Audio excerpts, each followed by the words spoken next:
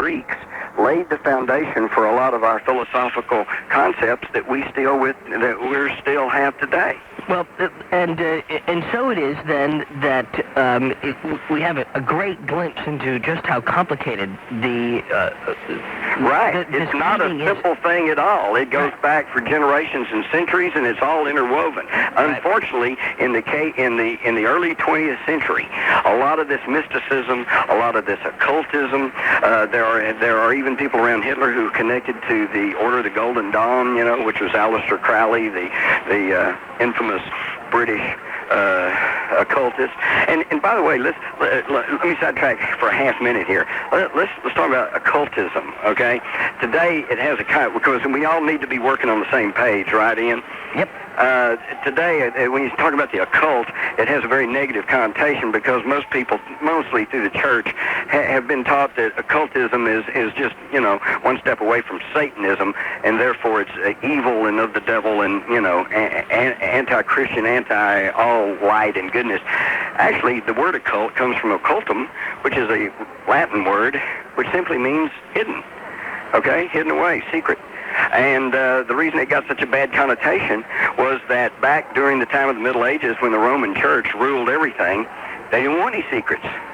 They wanted to know everything that was going on. They wanted to know every aspect of your life. And they wanted to know everything that was going on in every little town, village, and city. And that's why they instituted the ritual of confession. They wanted everybody to tell them what was going on so they could stop any kind of heresy against the church. And so anything that was hidden, therefore, was bad in the eyes of the church, and that's where they began to call anything that they didn't like occultism.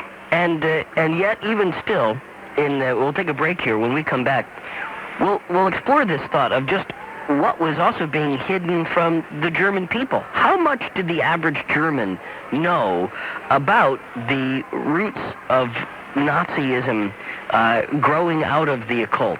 How much were they aware of the obsessions on the part of the inner sanctum of Hitler's henchmen?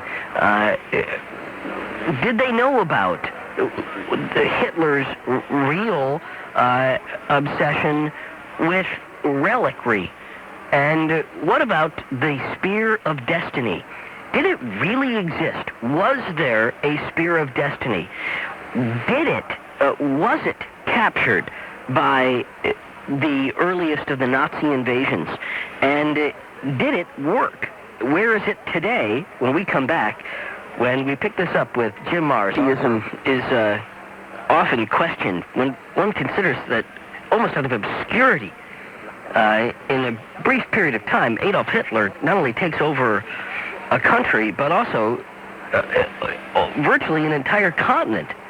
And it is because the rise is so swift and so bloody that it almost seems incomprehensible that he was able to do it entirely on his own. And in fact, that's what we're discussing, is the secret Aryan cults and their obsession with these mythic powers in Germany. One of those things which Hitler was obsessed over, as was Himmler and many of the others that were so formative in the Third Reich, was the Spear of Destiny.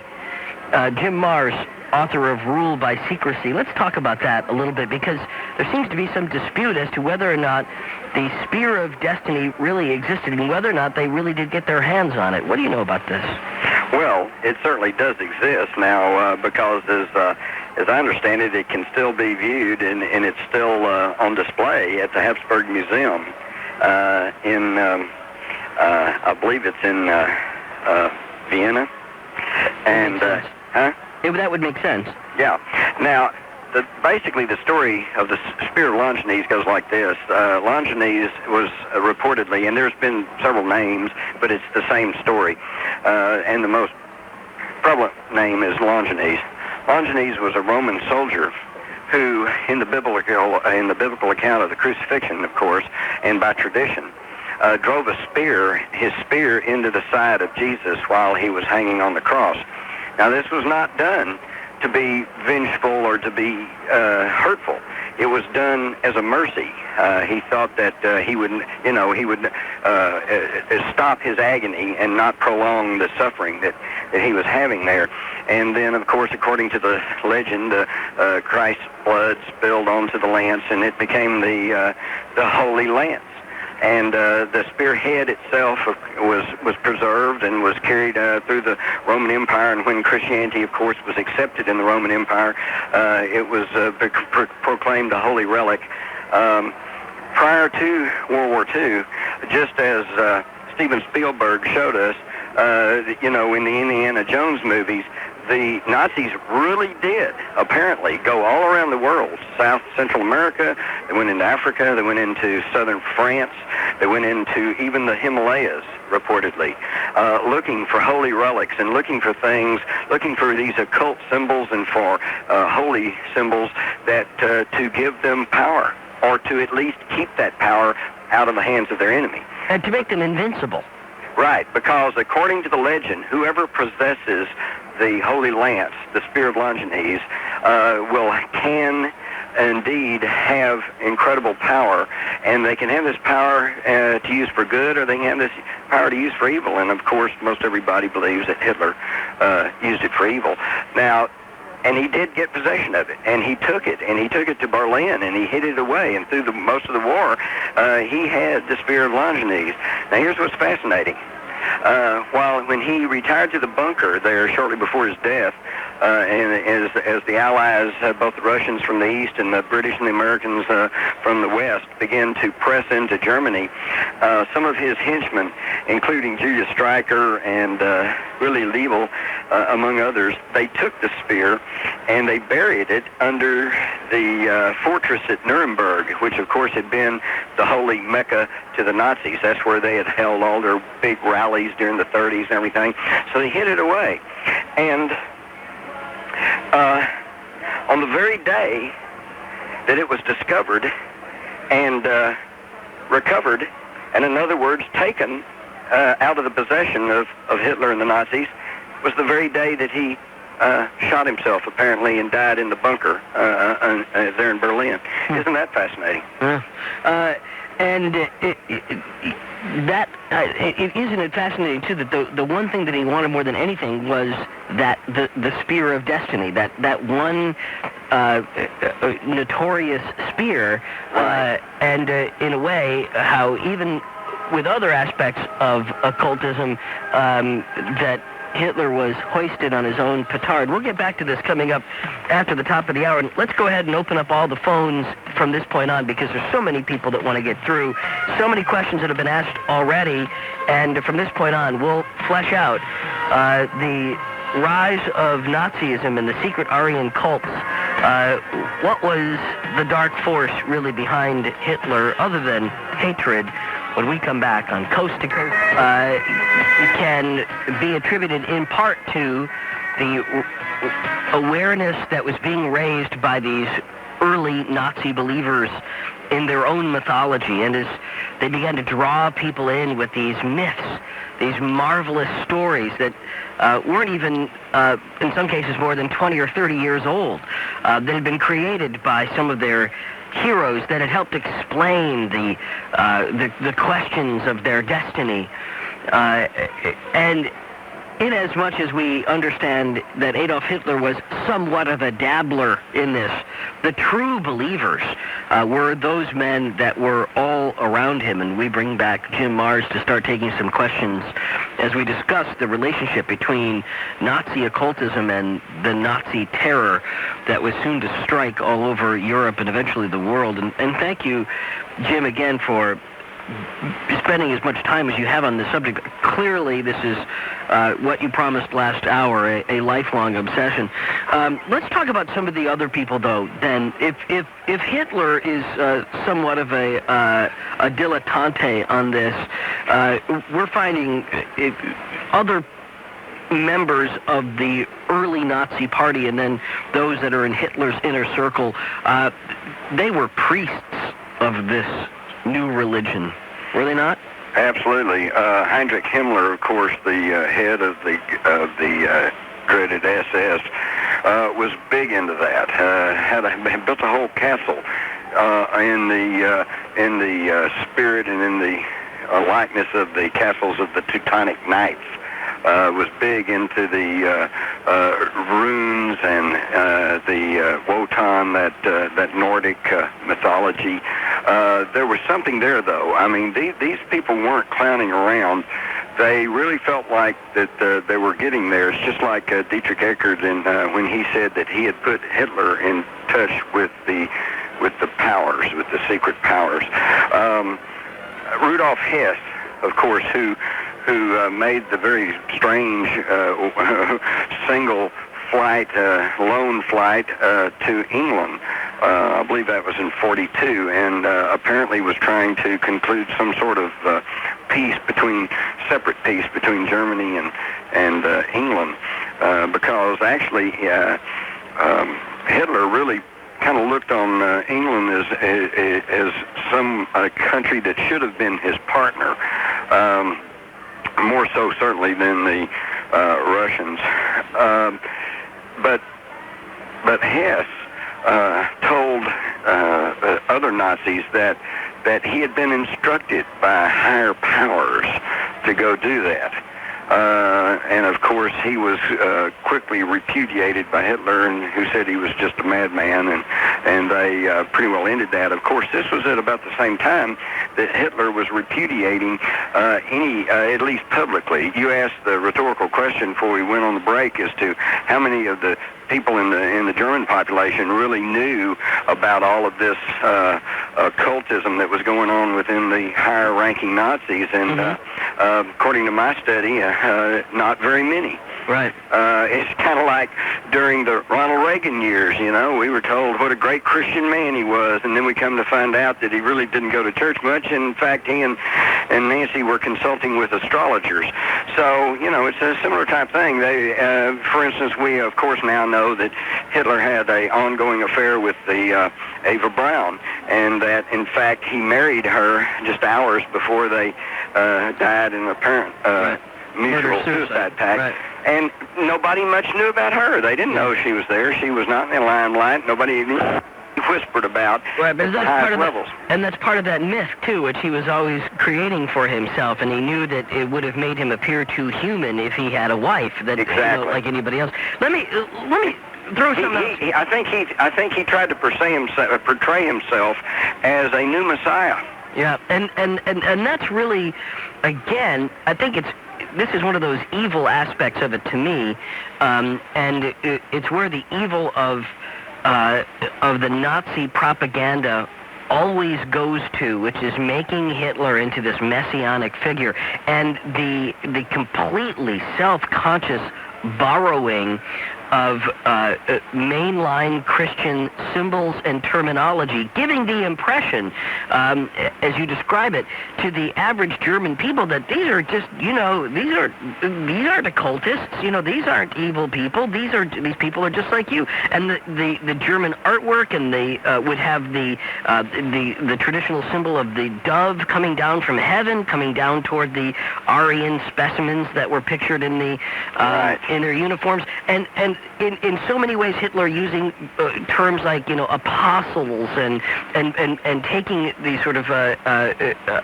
grassroots level Christian experience and reinterpreting it, and yet the average person never realizing that they were coming from a very deep, darker place in doing it. Exactly. All right, we'll come back. We'll open up the phones. Jim Marrs is our guest. The book is Rule by Secrecy, and we're talking about an aspect of Rule by Secrecy that we didn't when we first had Jim on a couple of months ago on the release of the new book. Open it if you'd like to. You can avail yourself of that opportunity. The occult roots of Nazism. Just before we answer the phones, let me just answer one last of these questions with Jim Marrs, as we've talked about many aspects of the rise of the secret Aryan cult and the creation of the myths of Hitler and those of the pillars of the Nazi Party. But Jim, let's talk real quickly about the symbol itself, the swastika, and the occult roots of that symbol, which still strikes terror in the hearts of millions. That's true, but of course the swastika did not originate with Hitler. It was in fact, it's really pretty interesting. Back in the several years ago when they opened up Tibet, I made a trip to Tibet and found that there were swastikas all over the place. It actually is almost a worldwide symbol, and for various things, but mostly it is a religious symbol, and it has been found in its earliest form, say 4th millennium BC. It was found in Iran, in other words, in Mesopotamia. Right. So again, we're back to Mesopotamia. But it's also appeared in Troy, Greece, India, Tibet, Japan, and in most instances, even the American Indians had a swastika. I remember as a young kid seeing swastikas up in the Indian reservations in Oklahoma. And needless to say that this was not all for Nazis or for evil. Right. It has been a religious symbol all the way around, and it is my understanding that it denotes the sun. It's a symbol for the rays coming out from the sun. What Hitler did was turn it around, really. He kind of like reversed it, okay, and kind of set it on its edge. And of course it became the official Nazi emblem, and they said that it was symbolic of the superior Aryan race, which we've already discussed. But actually, again, as you mentioned, Ian, this is just where he was picking up available things and using them. Interestingly enough, the swastika with a sword superimposed over it was the symbol of the Thule Society. And in fact, back long before Hitler came to power, when there was a communist rebellion and a takeover in Munich, it was for a few days. When that ended, and the German militia groups and the German army moved in to chase the communists out, it was the last serious takeover attempt by the communists in Germany. It was led by Thule Society members who had swastikas painted on their helmet. And I'm sure a lot of the listeners who've seen old newsreels or have seen the history books have seen those early 20s newsreels with these helmets with the big swastikas on it, and they just assumed that was early day Nazis. Yeah. This was the Thule Society. Pre-Nazi. It's an interesting look. If you look at carefully in a lot of those newsreels, you see before they sort of codified the swastika, it's sometimes going left to right, other times right to clockwise, counterclockwise. Right. I mean, they didn't. This was before it got solidified as the Nazi emblem. And if my brother Spencer is listening in the Dallas area, he will be reminded that as a child, I remember looking at my older brother, and he had up on his shelf an Indian basket with a swastika on it, which of course I think, as he understood it, meant life. That's what the symbol did, and it was a Native American basket with a swastika. It variously is identified meaning as a symbol for the sun or for light, and what I found in my research is that generally lightness and darkness have been construed down through the centuries as simply meaning knowledge versus ignorance, light versus darkness. Michael in Cleveland, Ohio. Welcome to Coast AM. Hi. And I got two questions. Go ahead. How long did it take to write his book? Rule by secrecy, Jim. How long did it take you to write that? Oh, well, okay, it only took me a little more than a year to actually write it, but this is based on a lifetime of study which goes back into the 50s. Second question? My question is, did it take a certain amount of intelligence for the German people to get involved in the Aryan cult? I'm sorry, I didn't understand the question. Did it take a lot of intelligence for the German politicians to get involved with the Aryan cult? Oh, yeah, did it take a lot of intelligence? Yeah. Well, that's one of the most amazing things about the rise of Hitler and the Nazis was that you would think that they all acted like a bunch of lemmings or blind sheep, and yet at that time, particularly in the 30s, the Germans were among the most cultured and better educated populations and nations in the world, and I think we need to be cognizant of that, because we need to be aware that it doesn't take a stupid, backward country to fall under the sway of some dictator. Yeah, and what's interesting, too, is, and I don't remember if this is in Rule by Secrecy, but I know that it was in... it's in the book that you and I were also reading, The Occult Roots of Nazism by Nicholas Goodrich Clark, that there was for a period of time, until they were essentially either run out or shot, there were dissidents within Nazism on these issues of the occult, and that there were, even within the branches of the Nazi Party that were dedicated to finding the archaeological evidence of the truth of these myths, there were very learned members who were saying, we looked into it, it doesn't exist, it's wrong, we should stop saying it. I mean, there were people all along the way that were pointing out that this was all malarkey. Right, and you know, Hitler finally took that up himself after Hess flew to England, and he saw that perhaps some of this stuff could get out of hand.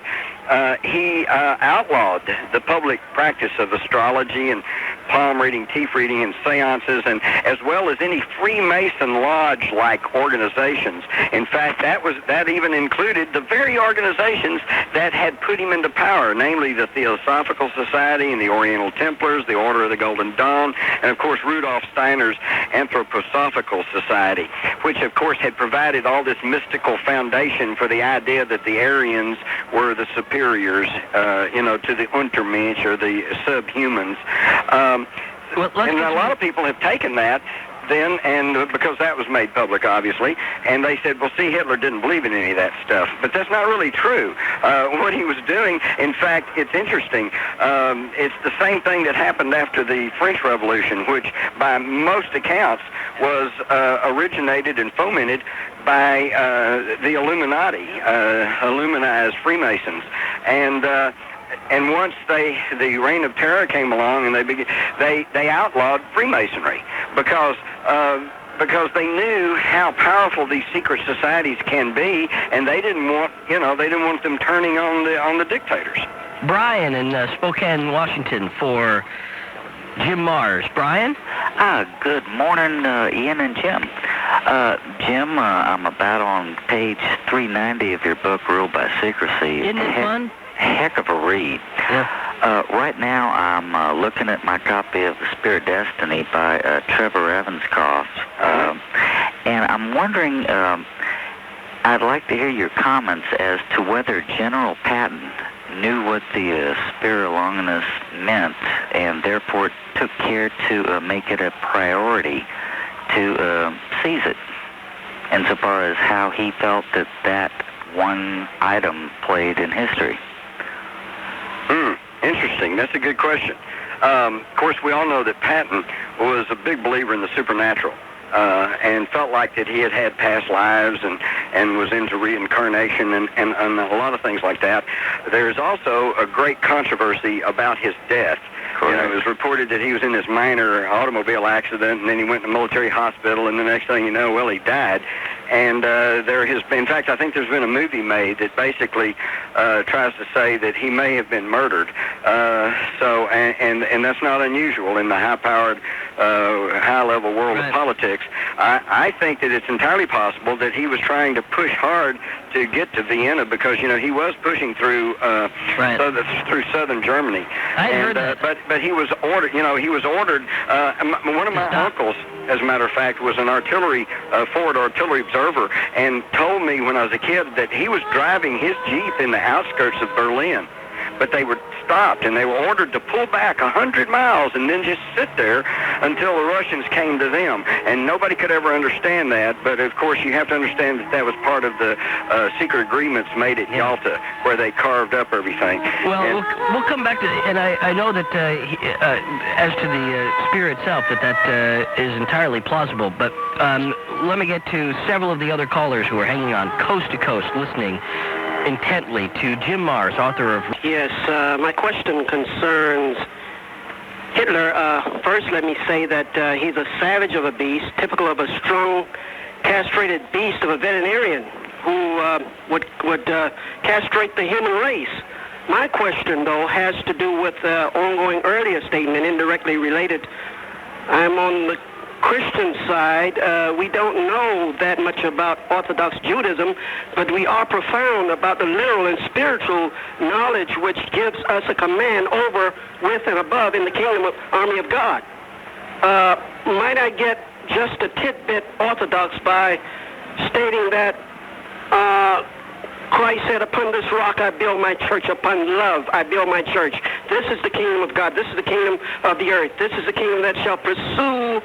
Upon this rock I build my church, and the gates of hell shall not prevail against. I don't care what cult, what secret cult, whether it be cult of Hitler, cult, any cult, no cult can prevail. I'll hang up and listen to your answer. Thank you. What's the question?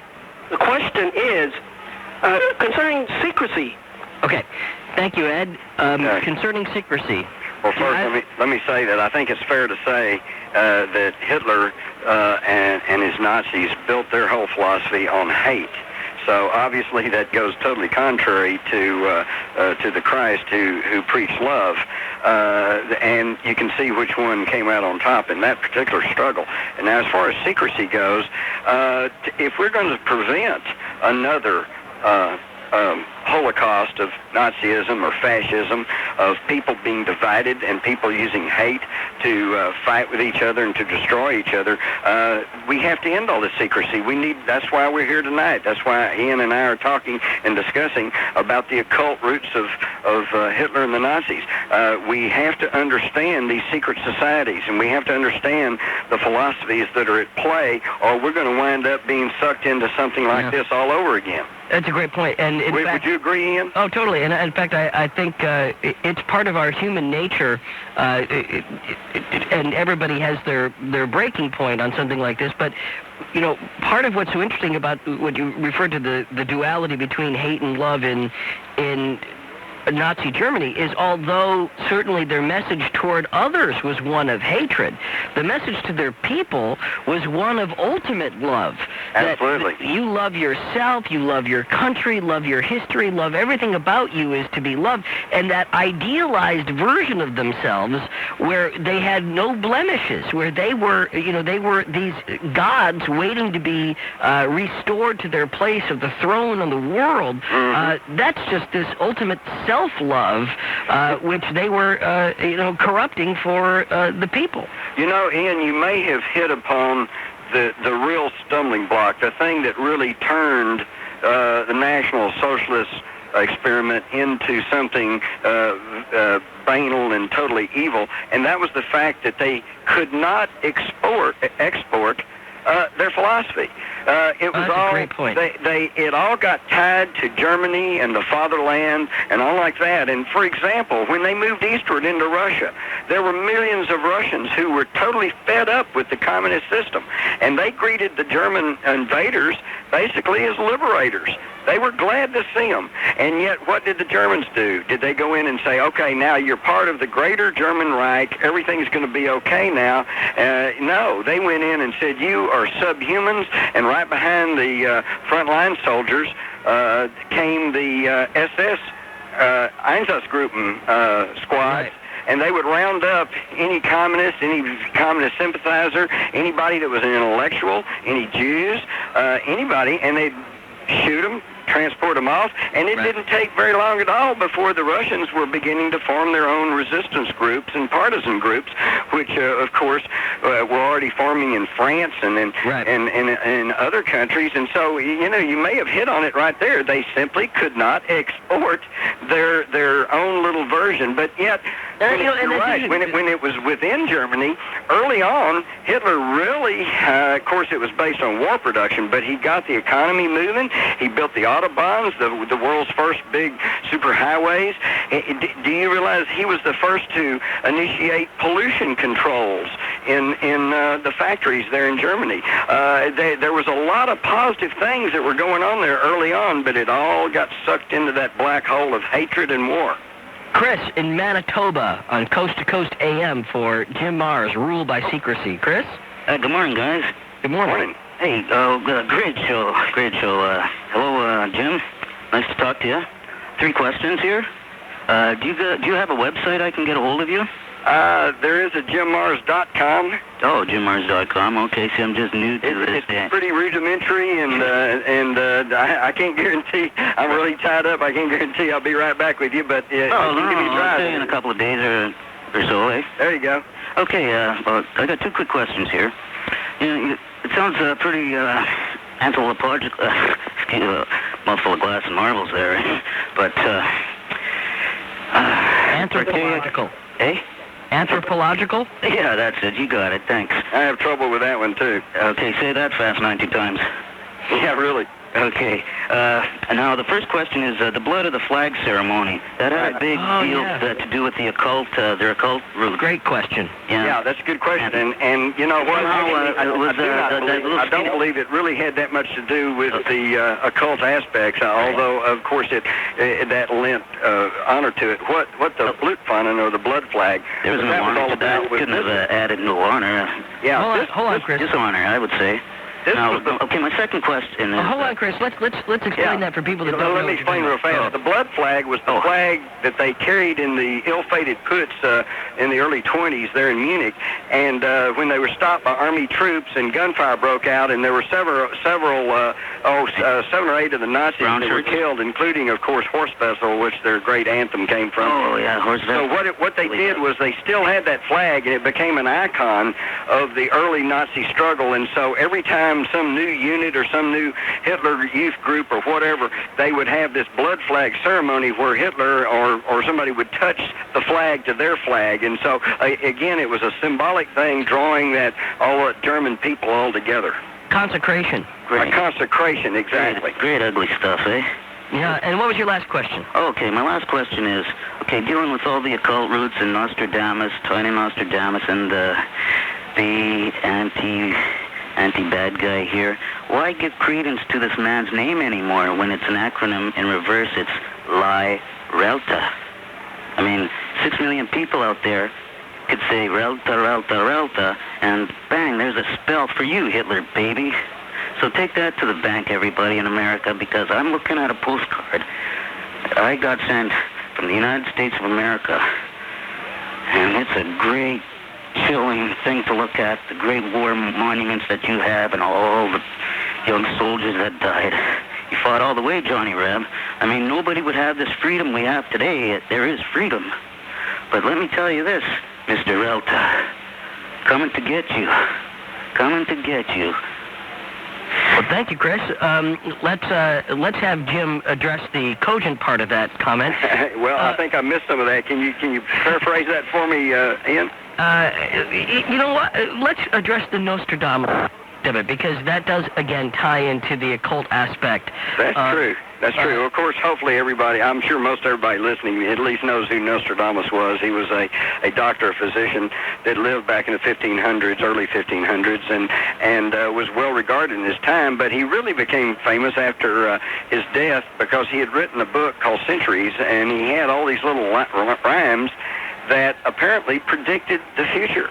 And I've been a student of Nostradamus for years, and it really is uncanny because apparently he predicted the rise of Hitler, because he talked about a man of the Danube, which would place him there in Austria and Germany, and he said he would obey no laws, and he would seduce a large population by his voice, and that the world would go to war against him, and all like that. And he even, again, this is in the 1500s, he even named him, but he named him Hister, Hister. And the reason for that is that Nostradamus was very much afraid of the church and the Inquisition. And so he himself said that he wrote in anagrams, and he wrote in code, and he twisted words around. He even predicted the rise of Napoleon, but he called him Napoleon. And so little things like that have, of course, grown. The people, even to today, study Nostradamus. But now I would hasten to add that my belief is, and Nostradamus' belief also, was that he was seeing things that were likely to appear in the future, but that it doesn't necessarily mean that the future is preordained. we are establishing the future by what we do this very minute. So he himself said that it was not necessarily etched in stone. But what was interesting about the way they applied Nostradamus was early on, some of the German occultists used Nostradamus quatrains to point out that Hitler was the predicted leader and the one they needed to follow. Now, what's really interesting is that the British intelligence, they took some of Nostradamus' quatrains, and they interpreted them to mean that he was going to be a terrible tyrant and that he was going to lose the war, and they dropped leaflets all over Germany and in France, so, pointing out that Nostradamus said the war was going to be lost by them, and they might as well just give up now. Yeah, I think actually they even faked some of those pamphlets. They created some forgeries and dropped. Who in the inner circle, and we'll take a break here, so just a quick answer, but who of Hitler's henchmen were most into the Nostradamus predictions and mythology? Well, according to Albert Speer, Rudolf Hess was a big devotee of Nostradamus, and I don't recall reading that Himmler was that much into that, but considering his fascination and with the occult, I can't believe that he wasn't probably a serious student of Nostradamus. We'll make room for you somewhere along the line here coming up over the course of the rest of the show. We have one more hour still on the way with Jim Marrs, author of Rule by Secrecy. The first-time caller line, I believe, is open again, and we hope that you coast to coast. I was wondering if you... Hello? There we go. Got a better line. Go ahead, Dan. Okay. I was wondering if Mr. Marrs was aware of the connection between the Priory of Zion and the Renaissance Party in France and their effect on founding the Nazi Party in Germany. And the second thing I had to mention was that Horst Wessel was killed in the 1930s in an argument with a fellow Nazi. They were both pimps. And he was only resurrected later as a hero when they found the poem he had sent into the party, the essay magazine, Der Stürmer. And they set it to an old German song, and that's how they got the anthem. But I don't think he was killed at the push in 1923. No, I stand corrected. You're absolutely right. He was killed in a street fight with some communists in the early 30s. Well, that's the part. That's the line the Nazi Party put out. But he was actually killed by another Nazi arguing over the earnings of a female. Again, I believe that is true. But he left behind a poem that they put together with a traditional anthem. And it's an old German Navy song, and they just stuck. The Germans are famous for using one tune for 50 different songs. Well, we've got some of the same things over here. The Battle Hymn of the Republic has gone under several different titles. Oh, sure. Let's talk about the Priory of Zion, which is now that's another whole story right there. And by the way, I do cover the Priory of Zion in my book Rule by Secrecy, and but there's still a huge controversy over whether or not how powerful they really were. If let me put it this way, if the stories and the accounts of the Priory of Zion are correct, then they very well may have had a hand in the formation of the Nazis and of some of these occult groups. Okay? Yeah, we're listening. Jim? Yeah. I'm saying, yeah, that could be true if they have that. There's still an ongoing controversy as to how some people argue that the Priory of Zion is really only something that's been made up in recent years post World War II. Although there is some tantalizing documents and some evidence to suggest that, as many argue, that it really does go back, maybe even as far back as the beginning of the Crusades. Lawrence in Ellensburg, Washington, for Jim Marrs. Hi, I have a comment as that is a question. I was in a class with an older fellow who had actually been in Germany when this whole thing happened, and it was an ethics class, and of course we were all young college kids, and we were just like totally aghast and couldn't believe that the Germans fell for the whole Nazi line. And he said that the establishment newspapers supported the Nazis and printed their propaganda and stuff.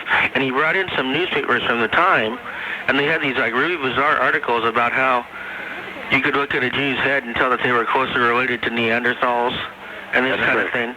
And the newspapers were like, the standard, like Berlin Times, kind of thing. And they weren't tabloids, but they looked just like modern right. shopping in tabloids. Well, pseudoscience was big, actually, and phrenology and all. Those are big topics all over the world still. Right. That was not strictly limited to the Germans. Yeah, I mean, that sort of foolishness was, conducted here. I mean, you can still find people that believe you can tell whether or not somebody's going to be a criminal based on the shape of their forehead. But, how many lumps they have on their head. But the basic point's a real good one, and that is, and I thank you for the question, and Jim, in the time that we have between now and the top of the hour, let's address that quickly, that, it wasn't long before even the mainstream papers saw the popularity of these myths. Right. And they were cashing in on them like anybody else. They were selling papers by tying in with these, these easy to illustrate populist ideas. Well, and also currying favor with the reigning regime. Hitler himself wrote in Mein Kampf that the great masses of the people will more easily fall victims to a great lie than to a small one. So he told whoppers, and it was repeated in the media, and, that's something, again, worth knowing and worth understanding and worth keeping in our minds, because today, look at the big controversies today. You have the media who tells you that, well, there was no conspiracy to kill John F. Kennedy. It was just Oswald. He did it all by himself, and they hammered that at us in the 60s, and they hammered that at us in the 70s, and by the 80s, thanks to a congressional committee, they backed off a little bit, but they said, well, there might have been a conspiracy, but it was still Oswald with 3 shots. And today, there's still, today when most people and the information is freely available, that obviously there's something more going on than one lone nut, and and yet they still have not backed off of that great lie.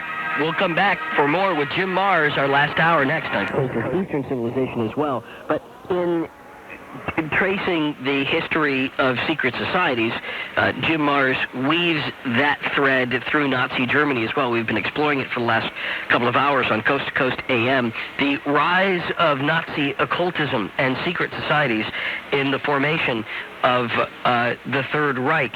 And before you came on, Jim, I had taken a couple of callers who had said that they were also students of this, and one posed a question that you referenced last hour, and I kind of want to get to it quickly. He had mentioned Rudolf Steiner as well, and said that wanted to know about homeopathic experiments and other things which he had done, which happened in concentration camps. Do you know much about that sort of thing? Well, Steiner, of course, pretty much predated the Nazis, but he helped lay some of the philosophical groundwork. There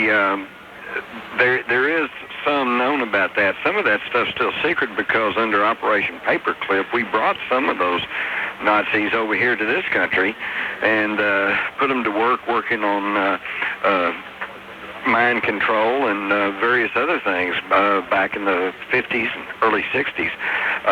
But there was a thread going through all of those secret societies that had to do, again, bringing in theosophy, Eastern religion, mysticism. Occultism was really big around the turn of the century, late 1800s. Arthur Conan Doyle got involved in that, and a lot of the society people in England, seances was a big thing. We tend to think that a lot of this New Age stuff is New Age, that it's new. Actually, it's really not. A lot of that was being practiced and was being contemplated by very thoughtful and educated people back into the 1800s, and a lot of those people got caught up in the occultism of Nazism. Let's pick up several callers here who are waiting to go on across the country and across the world with Jim Mars, author of Rule by Secrecy. And let's start with Mary on the wildcard line in Sacramento, California for Jim Mars. Mary? Good evening, gentlemen. I had a couple of questions, if you bear with me. One of them is, I think, very important to our country. Did he not, Hitler, confiscate the guns from the citizens before he did all that he did and make them fear him to where in some I'm sure many agreed with him in that insane philosophy, but did not a lot of them do what they did out of fear? Yes, they did, and I'm glad you brought up the gun confiscation. If you were to read, I wished I had it here at hand, if you were to read the speech made by Hitler. It seems like it was about in the mid-30s when they passed the laws and they registered all guns, and then eventually led to gun confiscation. And this has been the methodology of every dictator that's come along the world. One of the first things they do in recent times, particularly, is the first thing they do is take up all the guns so nobody can oppose them. Absolute power.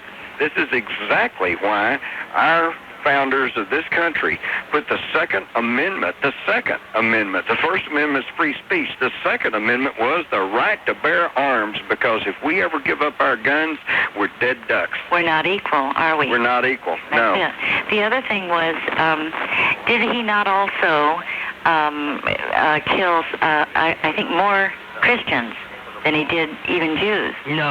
No, okay, that's something I heard. No, that's not true. That's not true. However, he didn't draw the line at killing Christians. Yeah, there were Christians that died, but they were trade unionists, they were gays, they were intellectuals.